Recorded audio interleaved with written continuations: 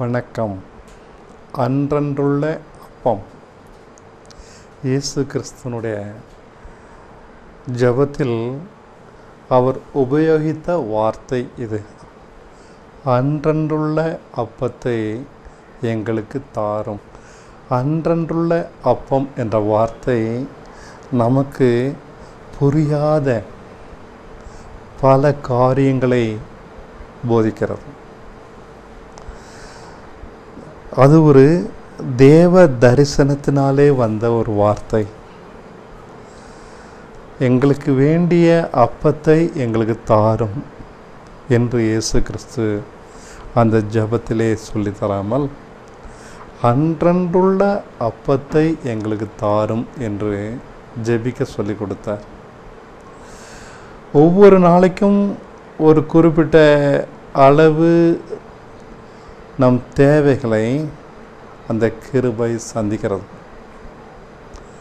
20ஆம் தேதிக்கு வேண்டிய செலவுக்கு வேண்டிய பணம் 20ஆம் தேதிக்கு கிடைக்கும்படி வைக்கப்பட்டிருக்கிறது. அது 19ஆம் தேதி கிடைக்காது. 26ஆம் தேதிக்கு வேண்டிய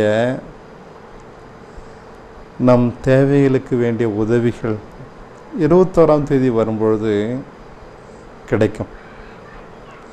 22ஆம் தேதி அந்த நாளுக்கு உரிய காரியங்களை சமாளிப்பதற்கு வேண்டிய உதவிகள் அந்த நாளுக்கு வைக்கப்பட்டிருக்கிறது.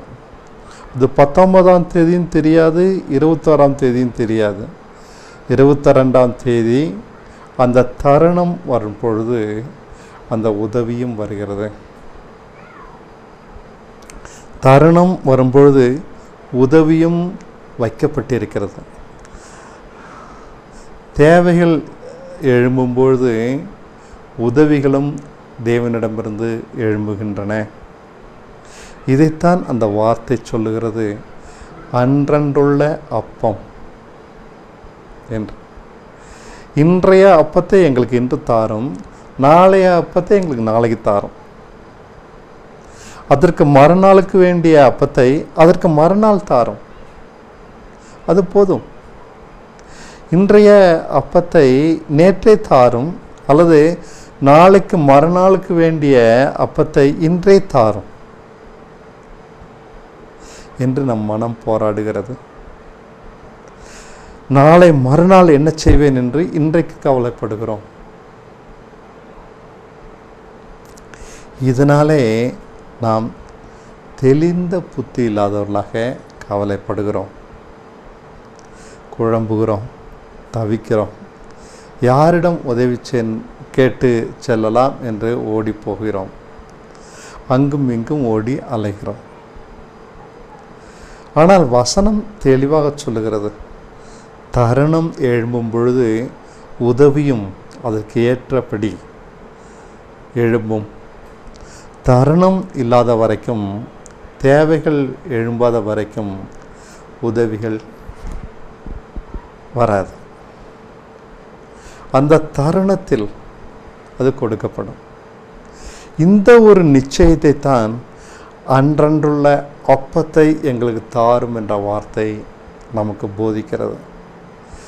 இயேசு கிறிஸ்து சொல்லிக் கொடுத்த அந்த ஜெபத்திலே நாம் அனுதினமும் பாராமுகமாக அதை ஒப்புவிக்கும்படிக்கு, அந்த ஜெபத்தை சொல்லும்படிக்கு அவர் அதை சொல்லித்தரவில்லை. அந்த ஜெபம் ஒரே ஜெபம் அல்ல, துண்டு துண்டான ஜெபங்கள். அன்றன்றுள்ள அப்பத்தை எங்களுக்கு தாரும் என்பது ஒரு தனிப்பட்ட ஜெபம். அந்த ஜெபம் புரிந்து கொள்வதற்குத்தான் நிறைய இருக்கிறதே ஒழிய நாம் தேவனிடம் சொல்வதற்கு கொஞ்சம்தான். அன்றன்றுள்ள அப்பத்தை எனக்கு அன்றன்று தந்தால் போதும். இதுதான் நாம் தேவனோடு வைக்கிற அந்த உறவின் அந்த ஜெபம் காண்பிக்கிறது. எனக்கு வேண்டியதை கொடும், வேண்டிய சமயத்திலே போதும்.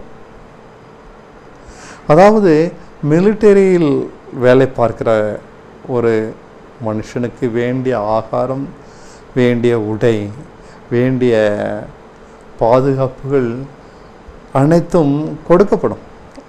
அந்தந்த வேளையிலே அவனுக்காக சகலமும் நேர்த்தியாக செய்யப்பட்டிருக்கும் முன்னேற்பாடாக. அவன் அதை குறித்து கவலைப்பட வேண்டாம். அவனுக்கு தெரியும், அவன் அடுத்த வேலைக்கான சாப்பாட்டிற்கு என்ன செய்வது என்று கவலைப்படுவானாகில் அவனால் சண்டையிடம் அந்த வேலையை உருப்படியாக செய்ய முடியாது. அவன் கவலைப்பட வேண்டியது தன்னுடைய தேவைகளை பற்றி அல்ல. ஏனெனில் அவனுடைய தேவைகளும் பாதுகாப்பும் ஆரோக்கியமும் பொறுப்பெடுத்து கொள்ளப்பட்டிருக்கிறது. அவனுக்கு வேண்டிய அன்றன்றுள்ள அப்பம் அவனுக்கு கொடுக்கப்படும். அவனுக்கு அந்த நிச்சயம் இருக்கிறது. நமக்கும் இந்த நிச்சயத்தை இந்த வார்த்தை போதிக்கிறது. அதே நிச்சயம் நம்முடைய தேவைகளுக்கு தகுந்த உதவிகள் வந்து கொண்டுதான் இருக்கும். தேவை பெரிதாக இருக்கலாம், அது எப்படி வரும், எங்கிருந்து வரும் நமக்கு தெரியாது. நாம் அதை குறித்து பயப்பட வேண்டாம். அந்த தேவை நம்மை நெருங்கி வரும்பொழுது உதவியும் நம்மை நெருங்கி வந்து அதனாலே நாம் பாதிக்கப்படாதபடி காப்பாற்றப்படுவோம். இது என் வாழ்க்கையில் உண்மையாக இருக்கிறது. அன்றன்றுள்ள அப்பம் எனக்கு அன்றன்று கொடுக்கப்படுகிறது. இதனாலே நான் புத்தி தெளிவடைந்தேன் என்று தான் சொல்லுவேன். நான் என்னுடைய தேவைகளை நினைத்து என் வருமானத்தை பெருக்கிக் கொள்ள வேண்டும் என்று ஆசைப்பட மறந்தேன். ஒரு காலத்தில் அப்படியெல்லாம் செய்தேன், உண்மைதான். நிறைய சம்பாதிக்கணும் அப்படியெல்லாம் நினைச்சது உண்டு. ஆனால் அன்றன்றுள்ள அப்பம் எனக்கு இன்றைக்கு வேண்டிய அளவுதான் அப்பம் கொடுக்கப்படுகிறது. அதுக்கு மிஞ்சிய நான் சேகரித்தாலும் அது என்னிடம் இருப்பதில்லை. இருந்தாலும் அது எனக்கு தொல்லையாக இருக்கிறது. தேவைக்கு மிஞ்சி தேவன் தருவதில்லை. அப்படி தந்தாலும் அதனாலே பலருடைய கவனத்தை நான் கவருகிறேன். பலருக்கு நான் பதில் சொல்ல வேண்டியதாகிறது. என் தேவைக்கு மிஞ்சி பணம் இருக்குமானால் அது தொல்லைதான். தேவன் என்னிடம் மிஞ்சி பணத்தை கொடுத்தால் அதற்கான அது செலவு பண்ண நியாயமாக நல்ல விதத்தில் செலவு பண்ண வேண்டிய அவசியத்தையும் காண்பிக்கிறார். நான் ஒரு சேவகன் என்பதுதான் உண்மை. என்னுடைய வாழ்க்கை ஒருவரால் பொறுப்பெடுத்து கொள்ளப்பட்டிருக்கிறது. எனக்கு இது வேணுமே, எனக்கு இது நடக்கலையே, என்னுடைய பிரச்சனை இப்படி இருக்கே அப்படி இருக்கே, நான் கவலைப்பட வேண்டாம். எதுவானாலும் அவர் பார்த்து கொள்வார். இதுதான் அன்றன்றுள்ள அப்பம். நீங்கள் என்னை பார்த்து கேட்கலாம், என்னுடைய தேவைகள் சந்திக்கப்படலை, வறுமை எனக்கு கொடுமையாக இருக்கு, கடன்கள் நான் மாட்டிக்கொண்டிருக்கேன், சித்திரவதைப்படுறேன், இதை சமாளிக்க தெரியலை. உண்மைதான். நம்முடைய வாழ்க்கையின் தேவைகளை சமாளிக்க தெரியாமல் தான் தடுமாறுகிறோம். 99.9 பேர் இப்படி தான் இருக்கிறாங்க. ஏன்னா அவங்களுக்கு ஒரு பிதா இருக்கிறாரு. அவர் அன்றன்றுள்ள அப்பத்தை தான் கையில் வச்சுக்கிட்டு இருக்கிறார் அவங்களுக்கு தருவதற்கு. ஆனால் அவங்க தன் தேவைகளை பிதா சந்திப்பாருன்றதை அறியாமல் தன் தேவைகளை தானே சந்திக்கும்படிக்கு ஓடிக்கொண்டிருக்கிறாங்க. அது முடியலை. ஏன்னா சிங்கத்தின் வாயிலிருந்து தப்பித்துக்கொள்ள சுண்டலியால் முடியாது. அது என்னதான் தேவை, தப்பிச்சு கொள்ள ஓடினாலும் சிங்கம் பிடிச்சிடும். நம்முடைய தேவைகள் நம்ம காட்டிலும் பலமானது. எதிர்பாராத காரியங்கள் நடக்குது, நம்முடைய கட்டுப்பாட்டுக்குள்ள இல்லை நம்முடைய வாழ்க்கை. அதன் மேலே நேருகிற சகல சம்பவங்களும் அதை நடத்துவதற்கு போதுமான பலம் நம்மள்கிட்ட இல்லைன்றதை காண்பிக்குது. அதுக்கு வேண்டிய அளவு திராணியோ பணமோ நம்மகிட்ட இல்லை. எவ்வளவுதான் திராணி இருந்தாலும் திறமைகள் நம்மகிட்ட இருந்தாலும் சமாளிக்க முடியலை. நம்மால் நம்முடைய வாழ்க்கையை நடத்த முடியாது. இந்த உண்மை உங்களுக்கு தெரியுமா? இது பெரிய உண்மை. இதை கற்றுக்கிடணும். தேவனே, எனக்கு என் பிள்ளைக்கு கல்யாணம் ஆகலை, தேவனே என் கடன்கள் அதிகமாக இருக்கு, தேவனே படிக்கிறதுக்கு செலவு பணம் பத்தலை, துணிமணி இல்லை, செருப்பு இல்லை, கண்ணுக்கு மருந்து வாங்க கூட காசு இல்லை. இப்படித்தான் நம்முடைய மனம் பிதற்றுறது. நம்முடைய ஜபங்கள் இருக்குது. எனக்கு இந்த ஒரு உதவி செய்யும், மருந்து வாங்க காசு வேணும், செருப்பு வாங்க காசு வேணும். பிச்சைக்காரலாக இருக்கிறோம். இதுதான் ஜபம்னு சொல்லிக்கிட்டு ஜெபிக்கிறோம். என் பிள்ளைக்கு கல்யாணம் ஆகணும், ஜெபிக்கிறோம்.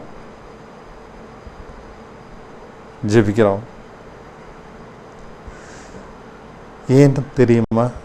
நமக்கு ஒரு பிதா இருக்கிறாரு அப்படின்றத தெரியாததுனால அனாதையாக இருக்கிறோம். நம்ம அனாதைகள். நம்முடைய பார்வையில் நம்முடைய வாழ்க்கையை குறித்து நாம தான் கலவலைப்படணும்.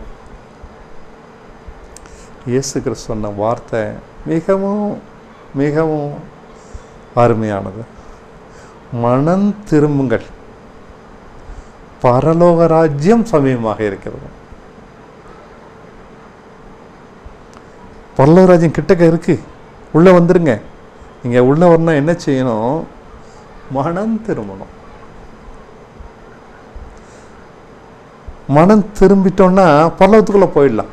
வாங்க வாங்க, கதவு திறந்துருக்கு. ஆனால் என் மனசு அதில் இல்லை. நம்மளுடைய தேவைகள் மேலே ஒட்டிக்கிட்டு இருக்கு. இந்த எம்பிபிஎஸ் சீட்டு எனக்கு கிடைக்காதா அப்படின்னு அது மேலே ஒட்டிக்கிட்டு இருக்கு. எம்பிபிஎஸ் சீட்டு கிடைச்சிருச்சுன்னா என் வாழ்க்கை நல்லாயிருக்கும். இப்படி நம்முடைய கவனம் நம்முடைய தேவைகள் மேலே ஒட்டிக்கிட்டே இருக்கிறதுனால நாம் அனுதினமும் இவைகள் பின்னாடியே ஓடிக்கிட்டு இருக்கோம்.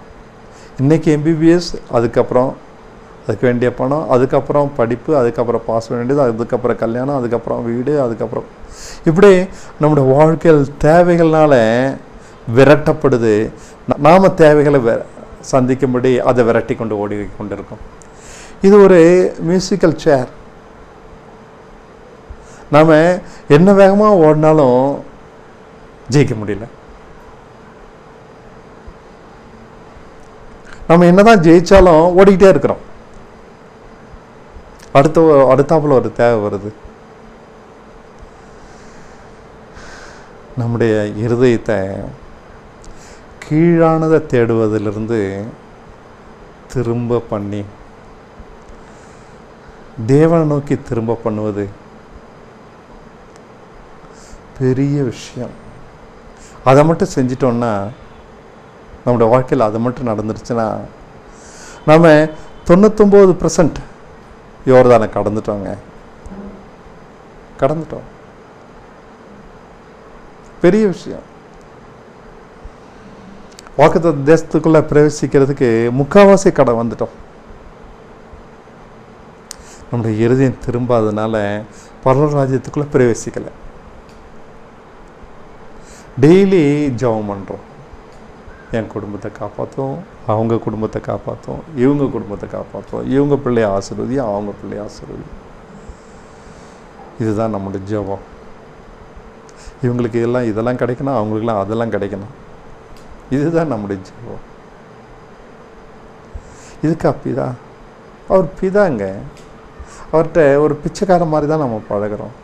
அவனுக்கு அதை கொடுங்க, இவனுக்கு இதை கொடுங்க, எனக்கு இதை கொடுங்க, கொடுங்க கொடுங்க கொடுங்க கொடுங்க. இதுக்கு தானே தேவன். மற்றவங்களுக்கு, கடவுளை அறியாதவங்களுக்கும் ஆண்டவர் கொடுத்துட்டு தானே இருக்கிறாரு. இப்படி ஜெபம் பண்ணாதவங்களுக்கும் கொடுத்துக்கிட்டு தானே இருக்கிறாரு. நம்ம காட்டில் அவங்க வளமாக இருக்கிறாங்க, சுகமாக இருக்கிறாங்க, நேர்த்தியாக இருக்கிறாங்க, நல்லா வாழ்கிறாங்க. ஜெபம் பண்ணி தான் இதை பெற்றுக்கொள்ளணும்னு இல்லை. ஏன்னா அவங்க ஜெபம் பண்ணாமலே பெற்றுக்கொண்டு இருக்காங்க, தேவனை அறியாமலே.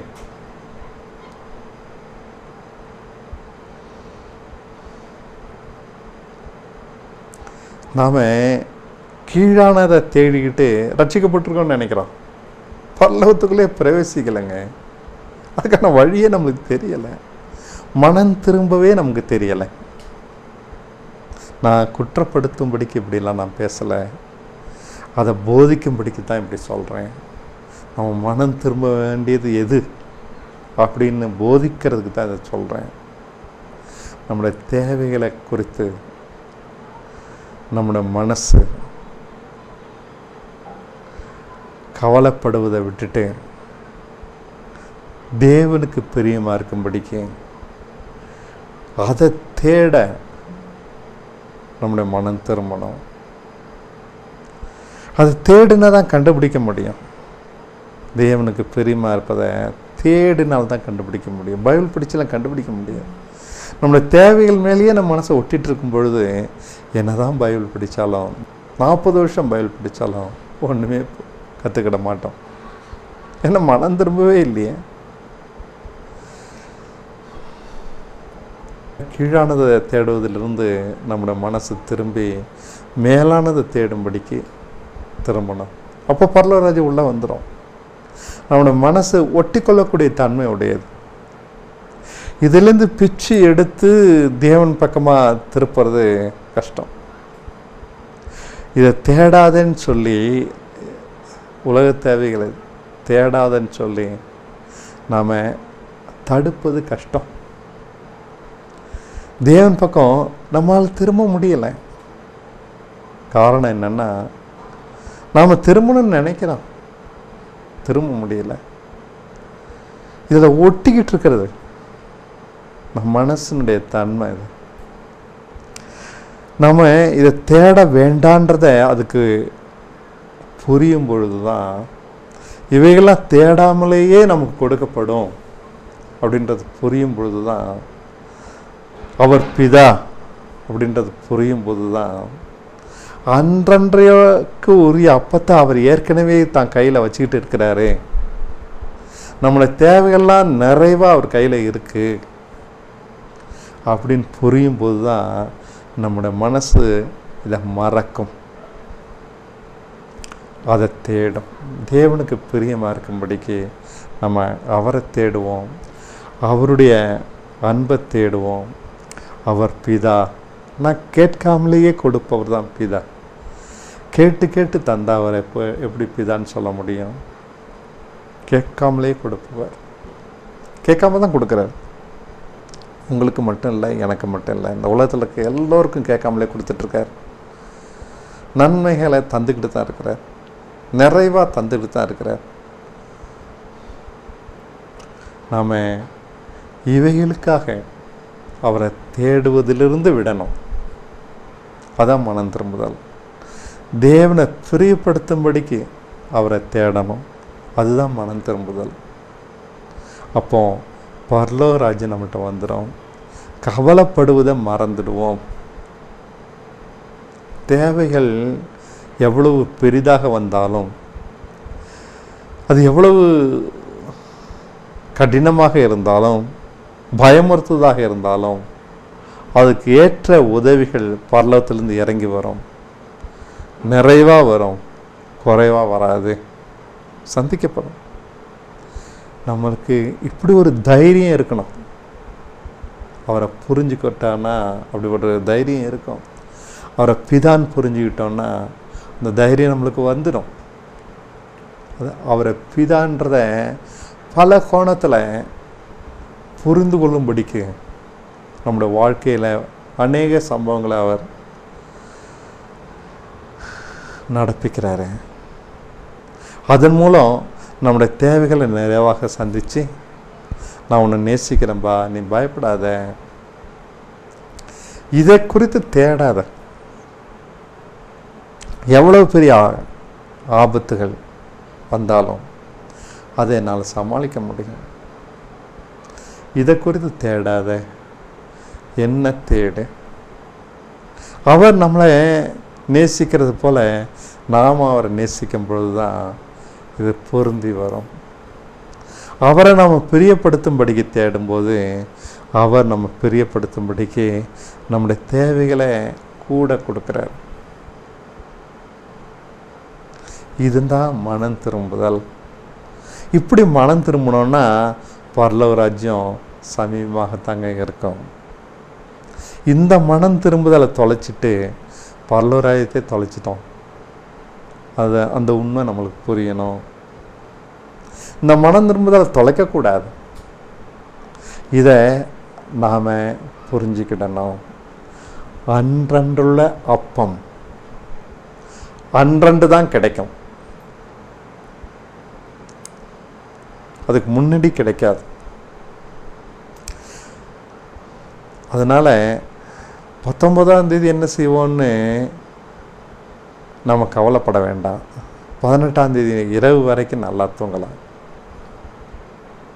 19ஆம் தேதி விடியும் பொழுது நம்மோடு கூட தேவனுடைய கிருபையும் விழித்தெழுதும். அதுக்கு வேண்டிய உதவிகளும் நம்ம மேலே வரும். நம்ம சந்தோஷமாக இருக்கலாம்.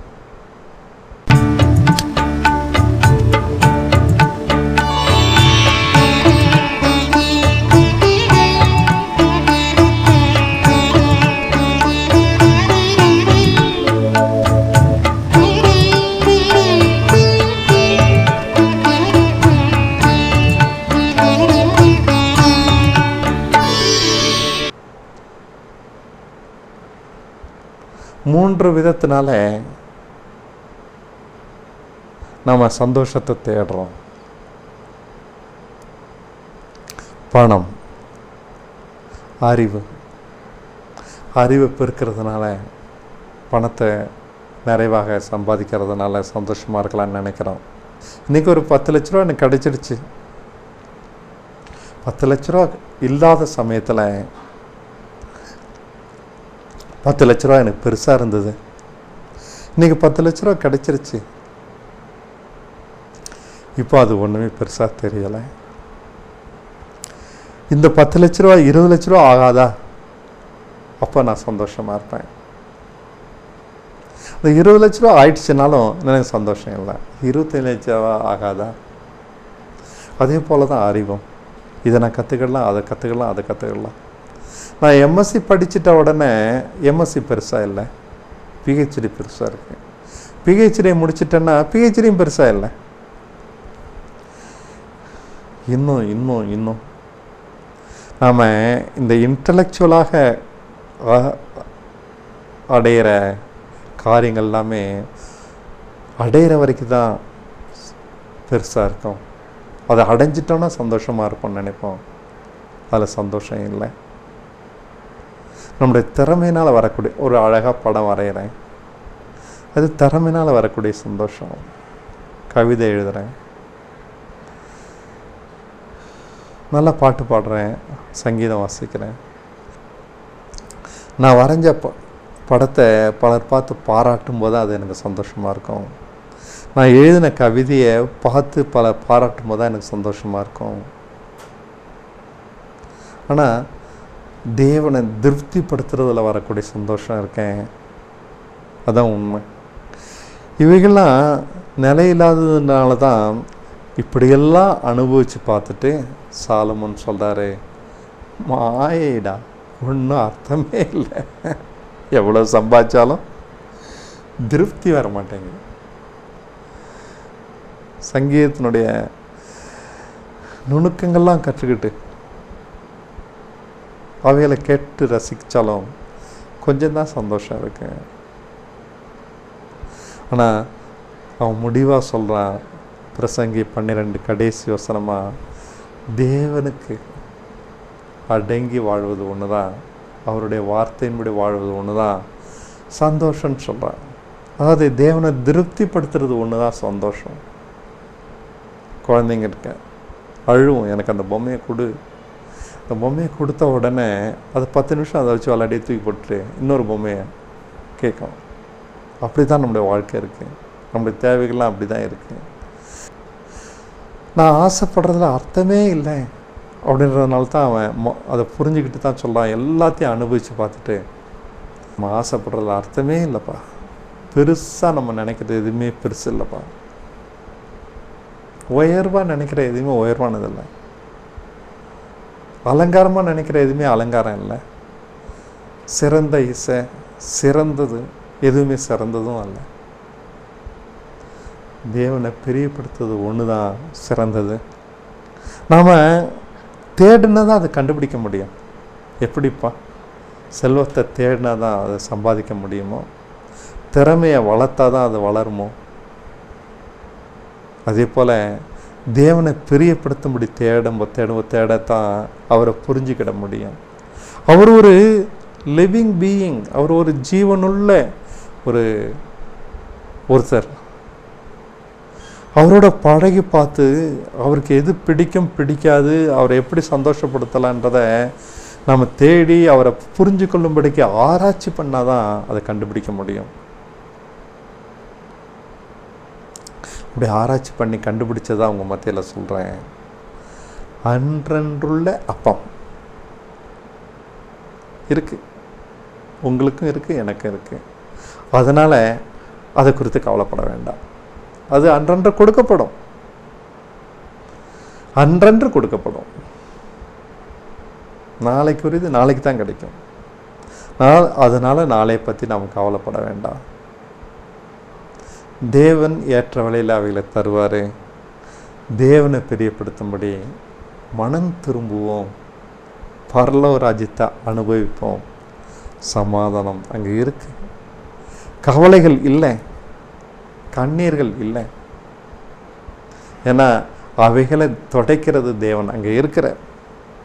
நமக்கு என்ன நேரிட்டாலும் சரி அவர் பொறுப்படுத்துகிறார்.